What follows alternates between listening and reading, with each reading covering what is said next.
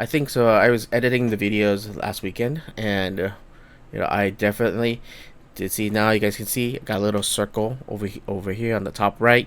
That's gonna help a lot because in the Devlog 6 and 7, I was doing parallax features, and doing audio, and so you guys can like see, be like, Charles, what's going on, right?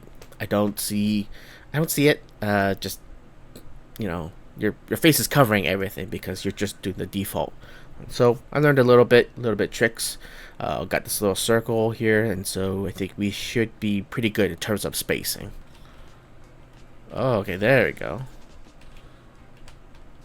Huh, interesting. Only damages once. Okay. Let's go back and take a look. So why does it only does it once, right? So I'm gonna investigate, try to figure out why that is. Okay. So if I'm understanding this my thing correctly, like, this is getting called. Hit once, enter position. Okay.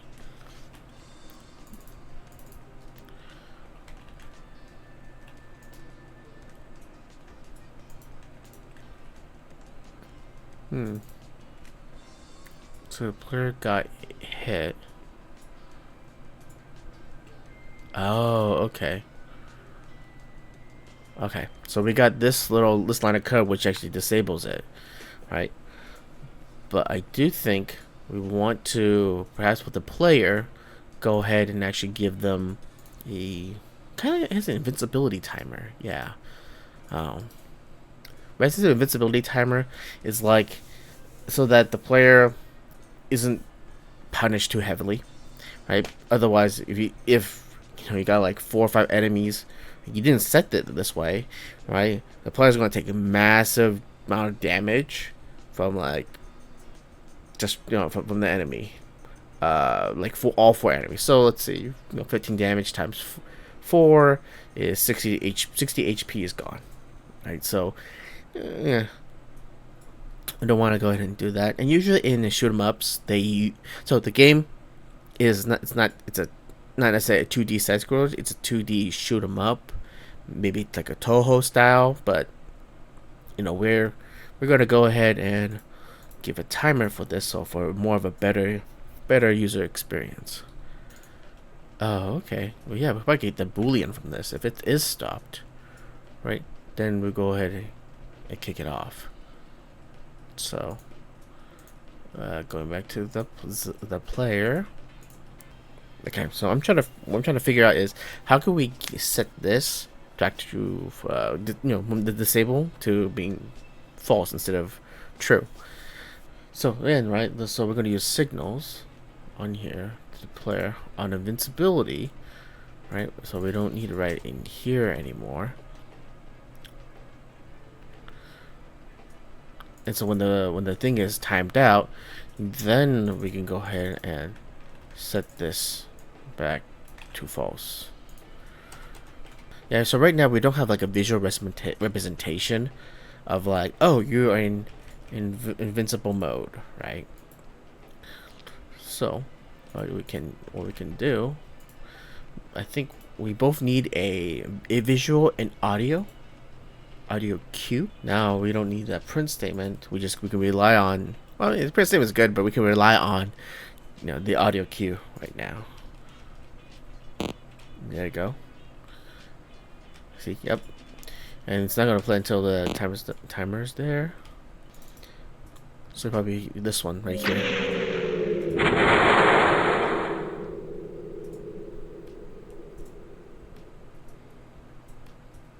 Okay. It sounds as if though that an actual spaceship actually crashed, right? Or the spaceship crashed, blow up. So I'm going to grab that. It doesn't make much sense to have the game play the spaceship the main gameplay to play the spaceship, right? Because that's more of a player thing rather than a I don't know what you call it, rather than a you know sorry, it's more of a player thing rather than a game manager or main gameplay type of thing, right? It's pretty too nuanced, so I'm gonna add it in another one here. Add a child node, audio stream player. So we're going to set that in there. Come on, there we go. Awesome. So yep, when below 0, we're going to get queue free, and then we have a check to say, hey, is this value -0? Is it, no, the player's dead? And we'll probably put a quote here, but we can just take this all this out now, and we can say something along the line of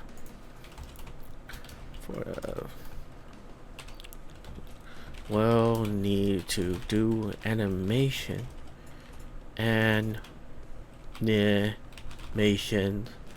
for downed player ship. There you go.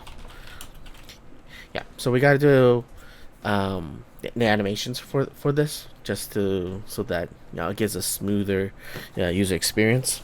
Okay, so we want something for the enemy, right? Because we got the player, but the enemies, nothing happens. So we got to just wrap that up. Is there some sound that's kind of like boom, boom, boom, something like boom, boom, but not like too sharp? But maybe, yeah. You know what? Let's go get the other explosion, because it sounds some more like a grunt spaceship.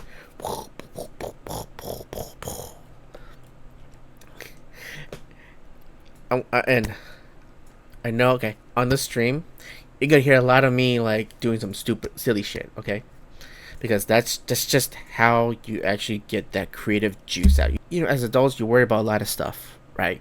But for creativity, you kind of have to be like a kid, not be afraid of what, not be afraid of looking silly, right? And that's how you, for example, right, when you're young, I don't know, for if you guys play with dolls or action figures, right?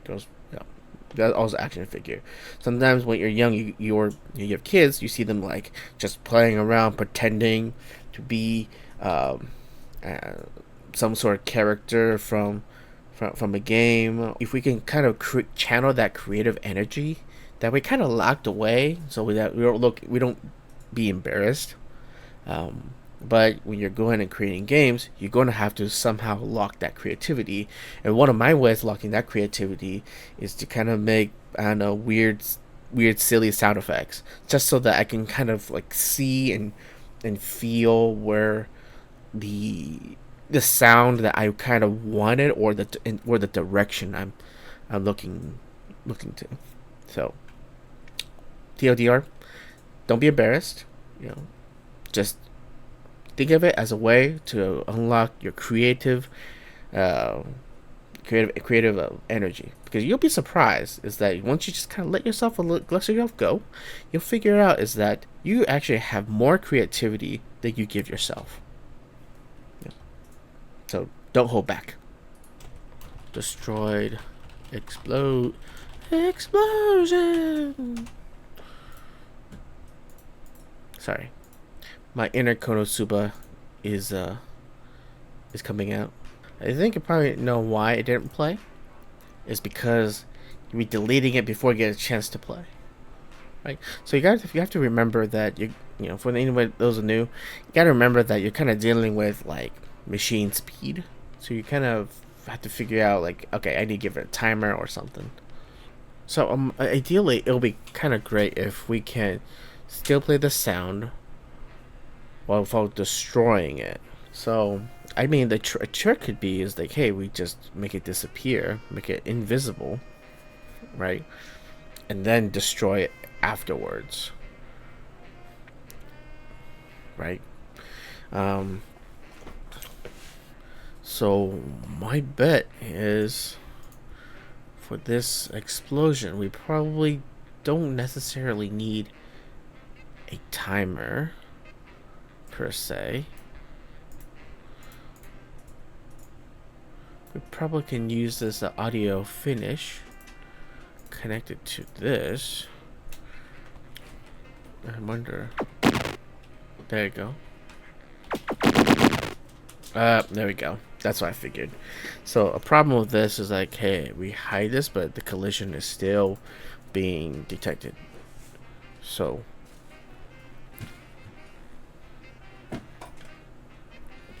then we probably got to do the same thing we did with the player. Yeah, condition 2D to be disabled. There you go.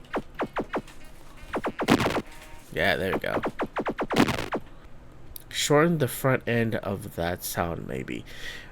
Actually, so the one thing I wanted to do is called like a destroy animation. But you know, I'm not sure if you play the game. Oh, it's on the Super Nintendo, but when you're piloting Star Fox, Star Fox Super Nintendo, it takes too long to start. Hey, you know what? Yeah, so that ship, we want to play the animation, it kind of going down and kaboom. Yeah. So you know what? Let's just do it this way. Say, hey, to do. Well, need that. Did I actually? Yeah. Oh, yeah. We'll need that. Yeah. Down. Player ship animation. And coordinate with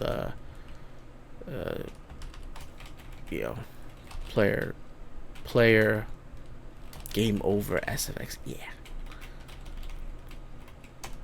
Sorry, I cannot spell SFX. All right. So yeah, you know what? We just go ahead. We can just leave it like this.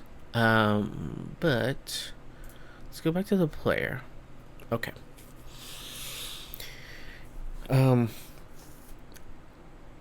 So I think we probably want to make it a little more. When you do animations, do you do sprites or animation player? I think I'm going to probably do both, because I'm going to probably, so in a bit of a way, right? From your perspective, right? So when the ship gets damaged, usually in shoot 'em ups, right? You just see them disperse out like that. So it disappears and then it disperses out into the pattern. But I'm gonna do that Star Fox. So a thing where it just goes down, the ship literally goes down, and you got the animation of it kind of blowing up. So that's what I'm going to do on my end. So it's definitely a little bit of, it's going to be both. But but for, I think, for the other games, you could just go with the sprite animation, because those are much easier to deal with, rather than having that animation play. So stop, forcing it to stop, right? And oh yeah, you don't need that.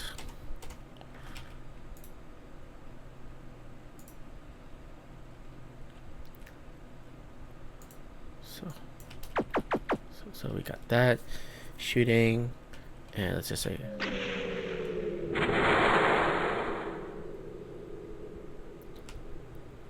and of course, right now the player's still moving, but okay. So I think right now we got the kind of the basic sounds that we have. we have here.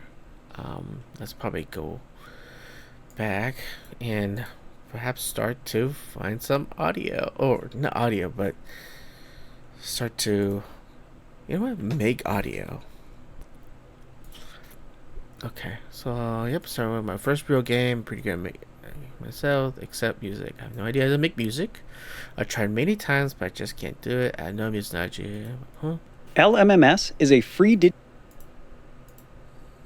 layout of the DAW, so you know what everything does and where everything is. The other is language at the bottom, which may be good to change if you read a different one better than English. I think what I'm trying to figure out is, for the bang for my books, right? I also do think that on my end, I probably need to have a better understanding. Oh, yeah, exactly. 32 by 32 pixels, right? What is it? What are those concepts kind of mean?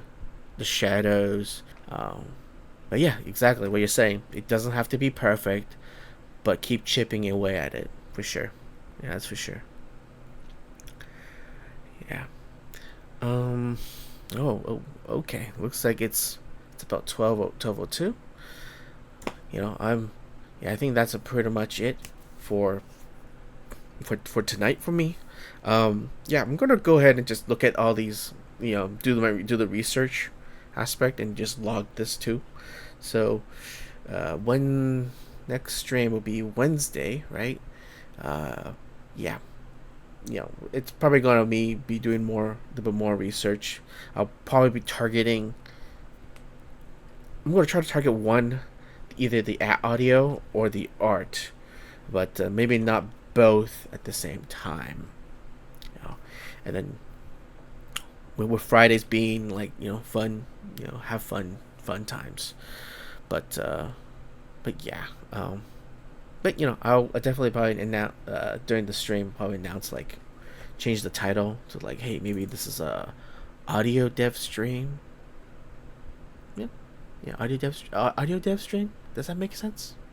Yeah, but cool. All right, well, I think that's pretty much it for me. Yeah, thanks Water Bottle for suggesting. I'll definitely take a look at it. And for everybody else, thank you for watching the Late Night Game Dev channel, and I will see you Wednesday. Bye.